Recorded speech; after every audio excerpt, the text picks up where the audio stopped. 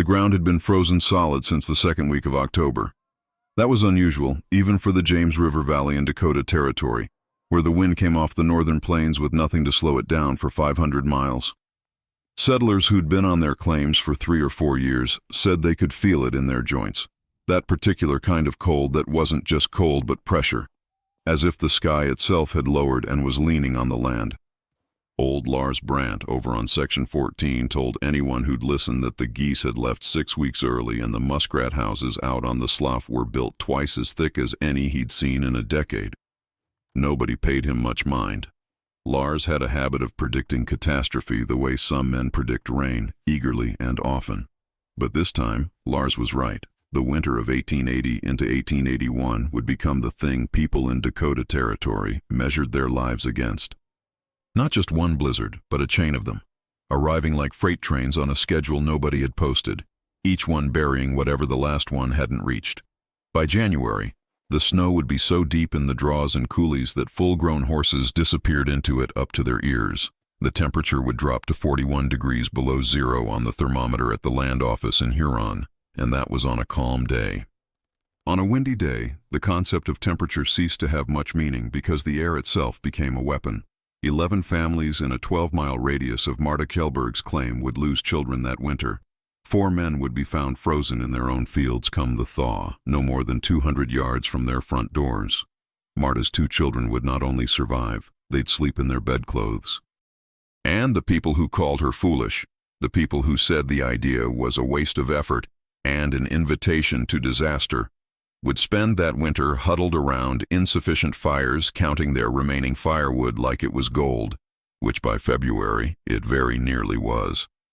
This is the story of how Marta Kjellberg did something that looked, on its surface, like surrender, and turned it into one of the most quietly remarkable acts of frontier engineering in that part of the Dakota Territory.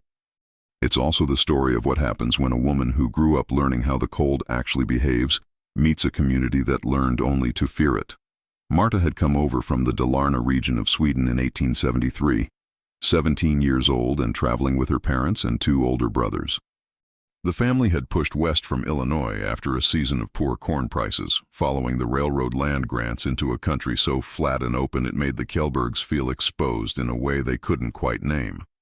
Her father, Eric, had staked a claim on 160 acres along a small tributary of the James River in the autumn of 1875, and over the next 3 years they'd built something that qualified as a farm if you were charitable about the definition.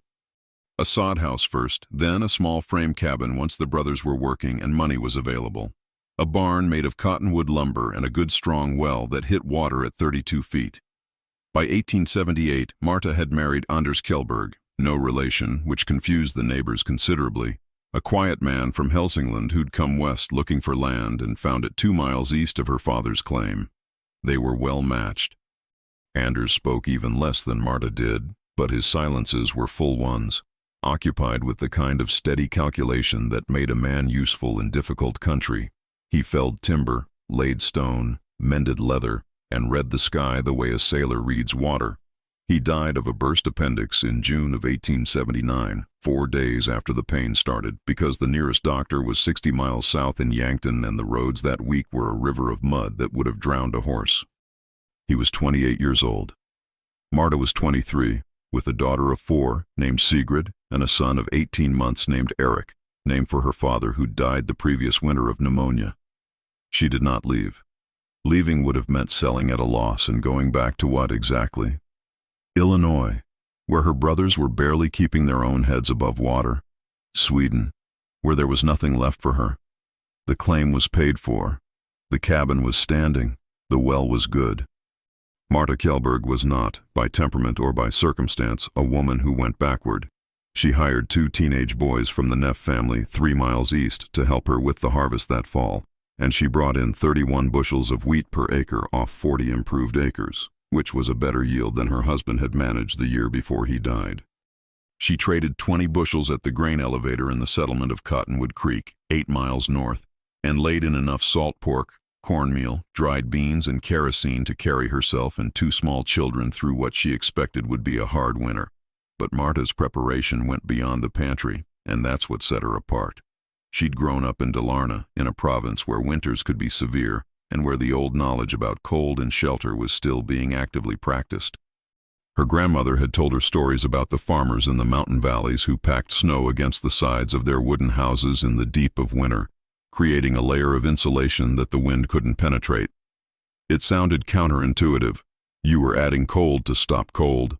But her grandmother, a woman who'd lived to 87 in a climate that killed plenty of younger people, had explained it this way. Snow isn't cold. Snow is air. Trapped air is warmth. The cold lives in the wind. Stop the wind and you've stopped most of the cold. Marta had filed that away the way she filed most things, in the back of her mind where practical information waited patiently for the moment it was needed. By October of 1880, something in the quality of the weather told her that moment had arrived. She began in the third week of October, which was already unusual. Most settlers were still thinking about final harvests and livestock preparations, the ordinary autumn business. Marta had already finished those tasks. She'd banked her root vegetables, slaughtered and salted the 2 pigs, and made sure her firewood was stacked inside the lean-to against the cabin's north wall where it wouldn't get buried. Then she started doing something that her nearest neighbor, Randolph Hauer, noticed from half a mile away and couldn't quite make sense of. She was moving snow toward her cabin. Not deep snow. There wasn't much deep snow yet, just the scattered remnants of 2 early October dustings. She was scraping it from the open ground with a wide wooden scoop she'd fashioned herself, loading it onto a stone boat dragged by her 1 remaining horse, and hauling it to the cabin. There she was, packing it against the north and west walls in a deliberate layered way, tamping each layer down before adding the next, sloping it so it climbed the walls at an angle and would catch and hold whatever came later. Randolph Hauer came over on the second day she was doing this. Randolph was 44 years old, originally from the Rhineland, and had been farming in Dakota Territory for 6 years. He was a capable man, methodical, careful, experienced. He'd survived 1 genuine catastrophic winter, the blizzard of January 1875, by the narrowest of margins, and that experience had given him strong opinions about winter preparation. Strong, specific, and largely correct opinions. He was not a man given to mocking others, but he was a man given to directness. "Marta," he said, standing at the edge of her yard with his coat already buttoned to the throat, watching her tamp snow against the cabin's siding. "What are you doing?" she told him. He was quiet for a moment. Then, "You're banking snow against your house." "Yes. To keep out the cold. To keep out the wind. The wind carries the cold." Randolph looked at the cabin, then at the 4-inch layer of packed snow already climbing the base of the west wall. He was not the kind of man who dismissed things without thinking about them first. He stood there and thought about it for a full minute, which was longer than most people allowed for thinking they'd already decided. "Snow melts," he said finally, "especially against wood. The heat from inside meets the cold from outside right at that wall, and you'll have a freeze-thaw cycle that will rot your siding and let in water. Come spring, your lower timbers will be eaten through." It was a legitimate concern. Marta had thought of it. "I'm leaving a gap," she said. 6 inches of clear air between the wall and the snowbank. I'm not packing it against the wood. I'm building a wall of snow beside the wall of wood." Randolph frowned. "A gap. Air doesn't conduct heat. The gap keeps the warmth from reaching the snow and melting it. The snow stops the wind. The gap sits in between." He looked at the wall again. He was quiet for another minute. "I've never heard of that," he said. "My grandmother used it in Sweden." "This isn't Sweden. The cold works the same way." Randolph Hauer went home. He didn't help her. But he also didn't repeat the conversation to anyone for almost 2 weeks, which, in a small frontier community where news traveled faster than horses, was its own kind of deference. Before you hear what happened when the first real blizzard hit. And you'll want to stay for that, because what Marta found inside her cabin that morning is one of those moments that stops you cold, no pun intended. Take a second to hit that like button. These stories about frontier knowledge, the techniques that real settlers developed through hard experience and genuine ingenuity, they deserve to be told. And if you want to make sure you don't miss the next one, subscribe and turn on notifications. We're building a library of this kind of knowledge here. The practical wisdom of the people who figured out how to survive in conditions most of us can barely imagine. It takes a community to keep these stories alive. We'd be glad to have you in it. Now. Back to October 1880, and a woman building a wall of snow in the Dakota wind. Thomas Neff was harder to deal with than Randolph Hauer. Neff was a former officer in the Union Army, a lieutenant colonel who'd served under Sheridan in the Shenandoah campaign and come west after the war with the particular confidence of a man who'd commanded several hundred other men through genuine adversity. He'd converted that confidence into a moderately successful land speculation operation along the James River Valley, which meant he had interests in a dozen claims and knew most of the settlers in the area in the way a creditor knows debtors, thoroughly and with a certain proprietary attention. He was also, to his credit, not stupid. He'd survived 4 Dakota winters at this point, and he'd organized the community response to the blizzard of January 1878 with genuine effectiveness, getting food and fuel to isolated families before the death toll became catastrophic. People respected him, and he knew it. He came to see Marta on a Tuesday in early November, not out of neighborly curiosity, but because he'd heard about the snowbanking from 3 different people and had decided it required his personal assessment. By that point, Marta had completed the north and west walls. The snowbank was 18 inches thick at the base, tapering to a few inches at the eave line, with the 6-inch air gap maintained throughout by a series of thin wooden stakes she'd driven into the ground along the wall's base. From a distance, the cabin looked like something was crouching behind a white berm. Up close you could see the care in it, the precise tamping, the deliberate slope, the way each layer had been added when the previous one was firm enough to support it. Neff walked around the cabin twice before he said anything. "You've got children in there," he said. It wasn't a question. "Sigrid is 5 and Eric is 2, Marta said, "and you're betting their lives on a Swedish folk remedy you heard from your grandmother." The word folk remedy had a specific weight to it, the weight of educated dismissal. Marta heard it and didn't respond immediately because she understood what he was actually saying. He wasn't wrong that the stakes were high. He wasn't wrong that she was relying on knowledge that hadn't been tested in this exact circumstance. She was a woman alone with 2 small children in a territory that was not generous to people who made mistakes. "I'm not betting on a folk remedy," she said. "I'm betting on insulation. Snow is 40 to 50% air by volume. A foot of packed snow stops wind the way a foot of compressed wool stops wind. The air gap prevents condensation and freeze-thaw damage to the wood. The slope sheds new snowfall and adds to the bank rather than requiring me to maintain it. It is not a remedy. It is physics." Neff was quiet. He had not expected that particular sentence. "Where did you learn about air volume in snow?" he asked. "I read," she said. He looked at her. There was something in her expression that wasn't defiance. It was something quieter and more unassailable than defiance.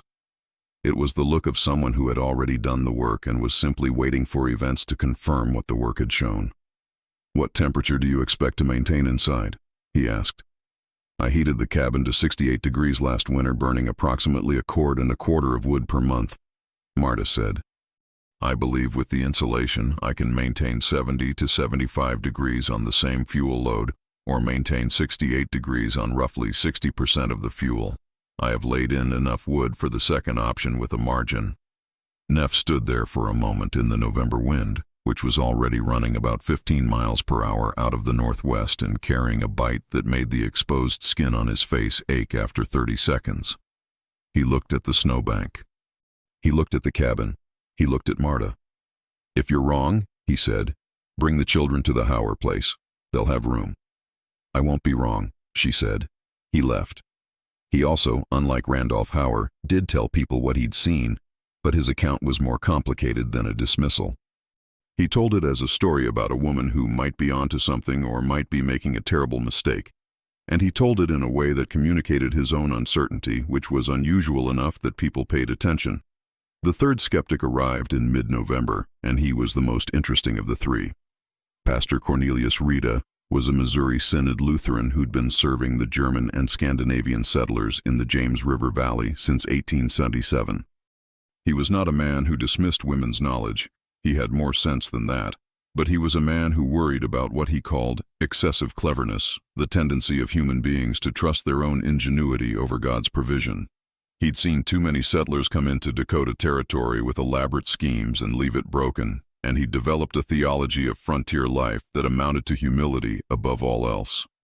He came on a pastoral visit to check on Marta's spiritual condition, as he did with all his isolated widowed parishioners before the heavy winter set in.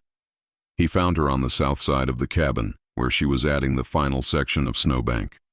Pastor Reed was a tall man, thin in the way that suggested he forgot to eat when he was thinking, and his thinking was nearly constant. He sat on the chopping block by the woodpile and watched her work for a while before he said what was on his mind. "I worry," he said, "that you are trusting in your own cleverness." Marta tamped a section of snow and did not look up. "I'm trusting in what I know about cold. And if what you know is insufficient, then I'll burn more wood. I have wood." The pastor was quiet for a moment. He looked at Sigrid, who was playing in the snow near the cabin's east wall, wrapping snow around a stick in a way that suggested she was already paying close attention to what her mother was doing. "The Lord provides," he said finally, which was both a statement of faith and, Marta understood, a gentle warning against the kind of self-reliance that could slide into pride. "He provided the snow," she said, without any particular edge. "I'm just using it." Reed was quiet for a long time after that. Then he nodded once, in the way of a man who has had the better of the argument taken cleanly from him and has the grace to acknowledge it. The fourth skeptic was the most practical, and ultimately the most important. Bridget Calloway had come to Dakota Territory from County Clare in Ireland in 1869, which made her one of the longer-tenured settlers in the valley.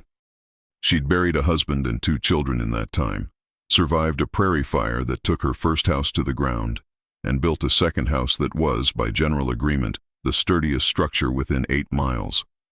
She was 41 years old, broad-shouldered, and possessed of the kind of settled confidence that comes from having already survived the thing you were afraid of. She was not a woman who offered opinions freely.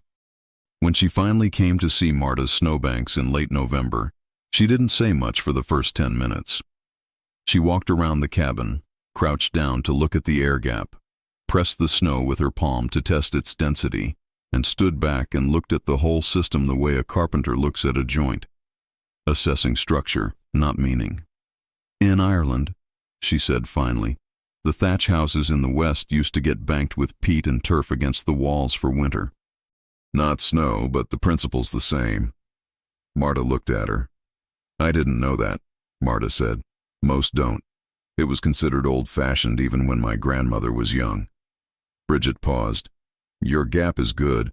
The slope is good, but your east wall is exposed. The worst wind here comes in March from the northeast, not the northwest. You'll lose all your work in March if you haven't addressed the east wall." Marta hadn't addressed the east wall because the east wall was where she entered and exited the cabin, and she'd been uncertain how to bank snow around a door. Bridget Calloway showed her. The solution was simple and elegant. Build the snowbank as a curved windbreak that wrapped around the east wall on both sides of the door, leaving the door itself free but protected by the angle of the bank, the way harbor walls protect a pier without touching the water.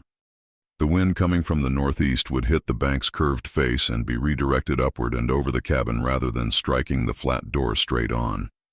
The 2 women spent 3 hours building it together. Bridget stayed for supper and taught Sigrid an Irish song about a horse, which the child was still singing a week later. The first real blizzard hit on the 4th of December. It came in the night, which was how the worst ones usually came, the sky darkening in the late afternoon in a way that was different from normal dusk, a particular greenish quality to the air that experienced settlers recognized and dreaded. Marta had seen it at 3 in the afternoon and spent the remaining daylight moving everything that could be moved inside. The horse went into the small barn, which she'd also half-banked with snow, though less thoroughly. The chickens went into a crate in the cabin's lean-to.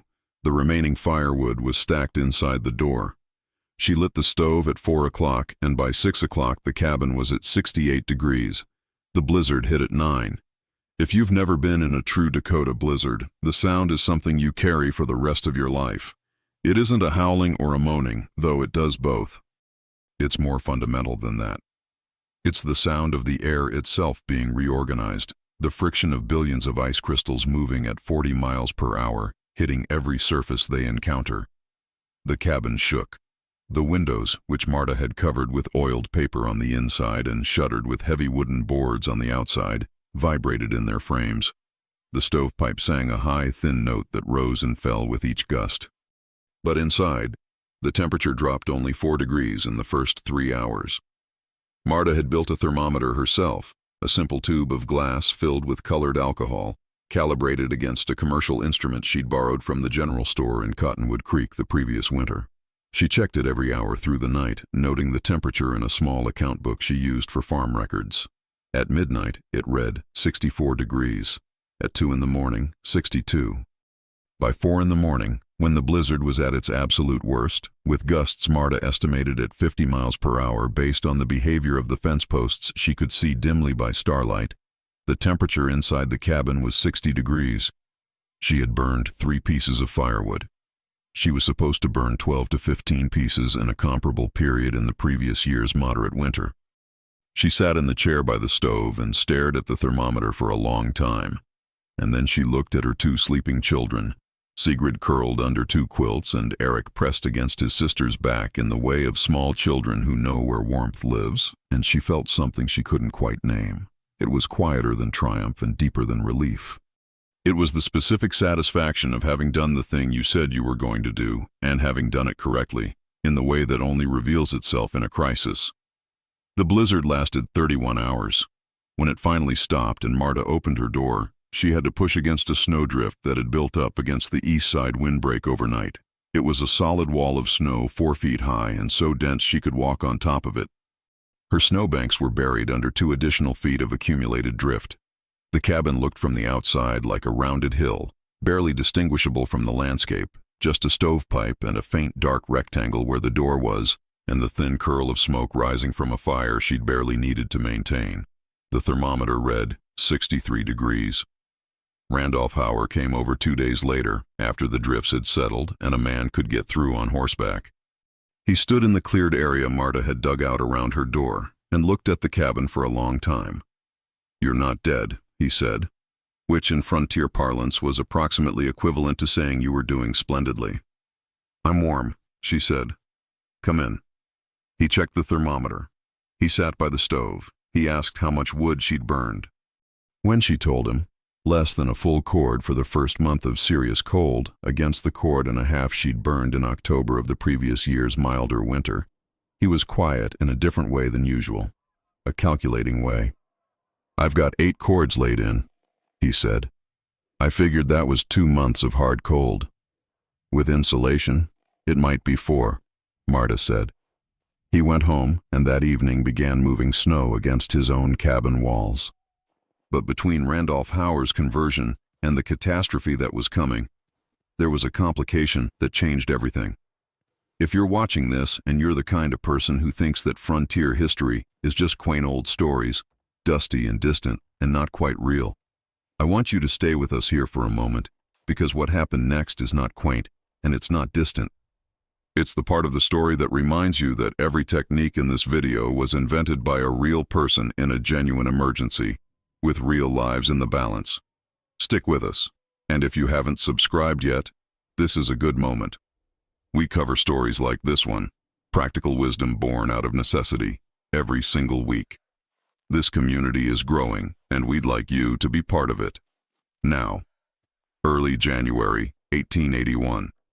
The hard winter, as it came to be known, had been building since November in the way that truly severe winters build. Not with one dramatic event, but with a relentless accumulation of smaller miseries that exhausted people before the real test arrived. By the first week of January, there had been 7 distinct blizzards. The temperature had not risen above 15 degrees in 3 weeks, and the snow on the flat ground between claims was averaging 4 feet in depth with drifts twice that in the draws. Randolph Hauer had his snowbank up.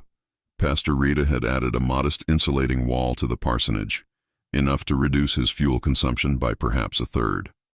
Thomas Neff had not banked his own house, but he'd organized a fuel distribution effort that had moved 2 wagon loads of coal from Cottonwood Creek to the most isolated families before the roads closed entirely. Bridget Calloway's house, between her own banked walls and her masonry fireplace and 30 years of accumulated common sense, was doing fine. What wasn't doing fine was the Sorensen family on the claim 3/4 of a mile west of Marta's. Ola Sorensen was 26 years old, newly arrived in Dakota Territory the previous spring. and had built a house that was, by the standards of experienced settlers, inadequate for winter. It was a single-wall frame structure with thin siding, a roof that leaked wind, and a stove that was too small for the volume of space it was supposed to heat. Ole had figured a hard winter would mean burning a lot of wood, and he'd laid in what he thought was enough. He'd been wrong by a factor that was becoming clear in early January. His wife, Astrid, was 23 and 8 months pregnant with their first child. On the 8th of January, Ole came through the snow to Marta's door at 7 in the morning, stumbling from exhaustion and cold, and told her that the temperature inside his cabin had dropped to 38 degrees overnight, and that Astrid had a fever of 102 and had been having the kind of pains that suggested the baby was coming, a month early. He had half a cord of wood left. Marta didn't pause or deliberate. She told Ole to take her horse. She had an extra, she explained, from a trade the previous fall, which was not quite true but close enough, and go to Randolph Hauer for additional wood and for Randolph's wife Elsa, who had midwifed 8 babies on the frontier. Then she wrapped both children in quilts, loaded them and every spare blanket she owned onto the Sorensen family's sled, and went with Ole to his cabin. The cabin was 38 degrees inside. The stove was going, but the wind was finding every gap in the single-wall construction with an intimacy that felt personal. Marta assessed the cabin in approximately 45 seconds, the way a woman who'd grown up cold and built things with her hands assesses a structural problem. The walls could not be insulated from the outside because there wasn't enough loose snow within reach. The drifts were hard-packed and frozen solid. But there was material available. She sent Ole to the barn for the horse blankets, 3 of them heavy wool. She sent Sigrid, 5 years old and unexpectedly solemn in a crisis, to hold Astrid's hand and talk to her in the calm way Marta had taught her for emergencies. She took the horse blankets and the spare quilts and she sealed every window with doubled fabric, stuffed every gap around the doorframe with strips torn from a flour sack, and then she went outside alone into the 14 below air and started moving snow. Not banking. There wasn't time for proper banking. But there was a technique her grandmother had mentioned once, for a different purpose. You could pile snow directly against a cold exterior wall if the wall was cold enough already. If there was no heat gradient to cause melting, the snow would sit against the wood without touching it in any meaningful way, creating a buffer. The wall was already at outside temperature. There was no freeze-thaw risk because there was no thaw. She worked for 40 minutes in the cold, moving snow by hand against the north and west walls of the Sorensen cabin, building up whatever she could reach from the existing drifts. Her hands were covered, but her face was burning. She packed what she could reach, 4 feet up on the north wall, 3 feet on the west, and then went back inside.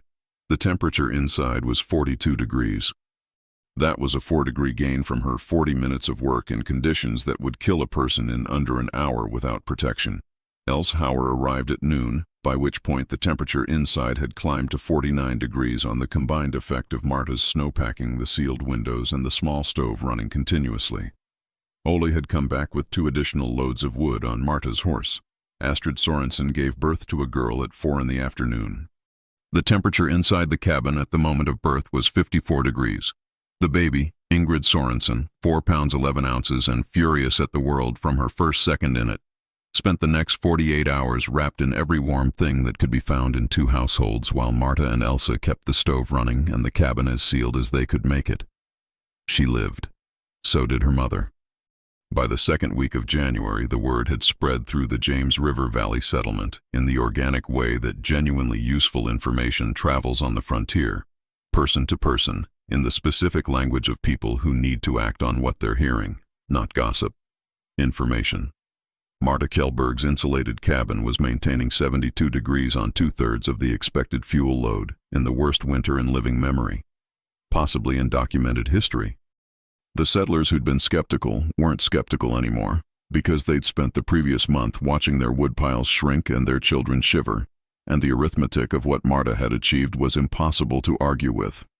7 families in the valley began the work of banking their walls in January, which was harder than doing it in October because the available snow was frozen hard and difficult to move and the cold made outdoor labor dangerous. They did it anyway. 2 of those families ran out of wood before the end of February and survived on the insulation alone. The winter of 1880 to 1881 would last by some accounts from October to April, nearly 7 months of conditions that would have been considered an exceptional bad winter even if they'd lasted 2 months. The final blizzard hit on the 12th of April, within sight of planting season, as if the winter was making a point.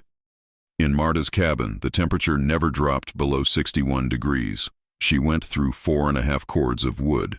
The previous year, a milder winter, she'd burned 6 cords and been cold. Thomas Neff came to see her in February, specifically and deliberately, not as an inspection but as an admission. He came alone, without his usual air of managerial authority, and sat at her table and drank the chicory coffee she offered and looked at the thermometer on the wall for a long time. "I should have listened more carefully in November," he said. "You had legitimate concerns," she said, which was true. "I had experienced concerns," he said. "That's different. I knew enough to have strong opinions, but I didn't know enough to recognize the limit of what I knew." It was, Marta thought, one of the more honest things she'd heard a man say on the frontier, where the tendency was to convert inexperience into false certainty as quickly as possible, because false certainty felt safer in a landscape that punished hesitation. The spring thaw revealed that her cabin walls were undamaged. The air gap had functioned exactly as she'd theorized. The snow had pressed against nothing but the thin column of trapped cold air between bank and wood, and the wood beneath had stayed dry throughout. There was some weathering on the north siding, but no more than in a normal year. The snowbank had, in melting, simply retreated back into the groundwater it had come from. The same could not be said for 3 other cabins in the valley, whose occupants had tried a modified version of Marta's technique without the air gap, packing snow directly against their walls in January desperation. 2 of them had real damage to their lower siding boards. Nothing catastrophic, but a reminder that the air gap wasn't decoration. It was the mechanism. Bridget Calloway stopped by in May, when the grass was coming in and the meadowlarks had returned to the fence posts, and found Marta on the south side of the cabin doing the kind of careful inspection you do when a structure has been through something hard. "No damage," Marta said. "No surprise," Bridget said. "You did it right." They stood for a moment in the May sun, which was doing what spring sun in Dakota does, making you forget, at least temporarily, that winter was a real thing that was going to come back. "The Irish farmers in the west of Ireland," Bridget said, "they have a saying. I don't know the Irish of it, but in English it goes something like, 'The cold is strong, but it is also honest. Learn its rules, and it will leave you alone.'" Marta looked out over the flat country, which was showing its best face right now, green and alive and enormous. "My grandmother used to say something similar," she said. "In Swedish it sounds better, but the meaning is, don't fight the winter. Understand it." That is, perhaps, the most compressed version of what Marta Kjellberg spent that autumn and winter demonstrating. Not bravery exactly, though it took courage to do what she did. Not stubbornness, though she had plenty of that. It was something more specific, a willingness to apply knowledge that she had good reason to believe was true, even when the people around her had good reason to doubt it, and to apply it carefully enough that when the test came, it held. The snow insulation technique she used, what modern building scientists would recognize as a version of exterior mass insulation, combined with a ventilated air gap to prevent moisture intrusion, was not unique to her. Variations of it existed in Scandinavian vernacular architecture, in the turf-banked farmhouses of the British Isles, in the sod houses of the Great Plains where the earth itself served a similar function, and in the traditional earth lodge construction of the indigenous peoples of the northern plains, who had been managing Dakota winters successfully for thousands of years before any European settler arrived. What Marta did was understand the underlying principle well enough to apply it in a new material, in a new context, under time pressure, with 2 children and a pregnant neighbor's life depending on her being right. She was right. The precision of it matters. The temperature differential she maintained, an average of 22 degrees warmer than the outside ambient temperature during the worst periods of the hard winter, using 40% less fuel than the previous year, was not an accident or a guess. It was the product of specific, transmittable knowledge applied with discipline and care. The air gap was a quarter-inch innovation that made the difference between a technique that worked and a technique that damaged your walls. The curved windbreak on the east side was Bridget Calloway's contribution. the knowledge of one woman from one tradition meeting the knowledge of another woman from another tradition, and producing something neither could have built alone. There's a thing that happens to knowledge when it's only held in one place. It gets fragile. One hard winter, one failed harvest, one family that doesn't make it, and the knowledge is gone.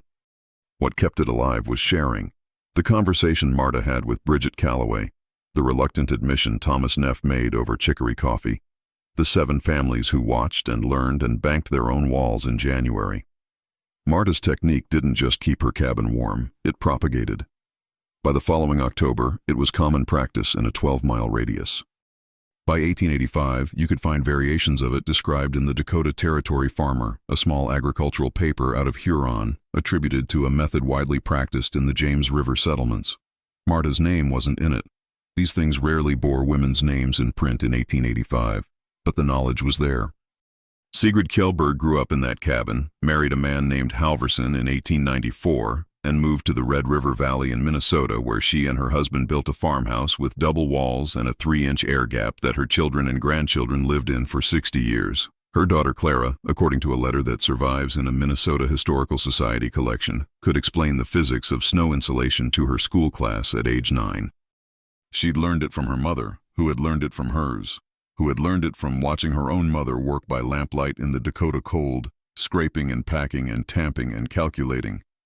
Little Eric, the 18-month-old who slept against his sister's back through the hard winter without knowing that anything unusual was happening, became a carpenter and built 32 houses in central Dakota Territory between 1898 and 1921, every one of them with some version of exterior insulation. The knowledge held.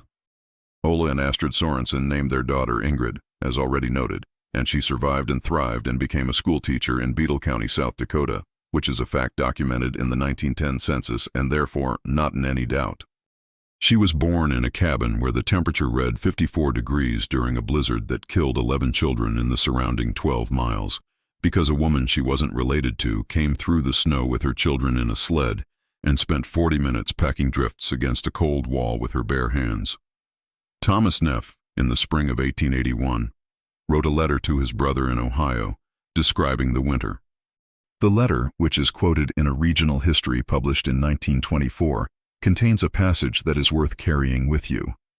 He wrote about Marta Kjellberg not by name. He called her a widow of the Swedish persuasion of the James River settlement. But he wrote about what she'd done with a specificity and a respect that suggests the experience had left a real mark on him. He wrote, "She did not struggle against the cold. She enrolled it in her service, which is a thing I had not previously seen done, and which I cannot now imagine not doing." That sentence is almost a complete frontier philosophy, compressed into a single thought. The cold is real. The wind is real. The snow is real. The question is whether you see these things as your enemies, or as the material you have to work with. On the American frontier in the 1870s and 1880s, the people who survived the longest and the best were rarely the strongest or the most equipped. They were the ones who understood their environment well enough to use it, who looked at a blizzard and saw, among other things, insulation. Marta Kjellberg spent the rest of her life on that claim, farming it until 1908 when she moved to Huron to live near her daughter. She was 62 years old when she left, and according to the neighbor who bought the claim and documented its condition, the cabin's walls were sound throughout, including the north and west siding that had spent 28 winters behind snowbanks. She hadn't been fighting the cold for 28 years. She'd been using it. If you made it to the end of this story, thank you, genuinely. These are not simple stories, and they're not quick ones, because the real knowledge is in the details, in the 6-inch air gap and the curved windbreak and the specific temperature on a specific January night. The big picture is easier to tell, but it's the small picture that actually kept children alive. If you want more of these stories, the ones where the technique matters and the names matter and the knowledge is real and transmittable and worth preserving, subscribe, ring the bell. We put out a new story every week, drawn from the actual documented history of the people who figured out how to live in places and conditions that didn't offer any margin for error. This kind of knowledge took real lives to develop. The least we can do is remember it. And somewhere out there, on a night in January, when the wind is running hard and the temperature is dropping and the house is making those sounds that houses make when the cold is pressing against them from every direction, someone is sleeping warm, because a woman in Dakota Territory in 1880 watched the geese leave early and started moving snow. That's the frontier. That's what it was, and that's what it left us. We'd be honored if you stayed for the next one.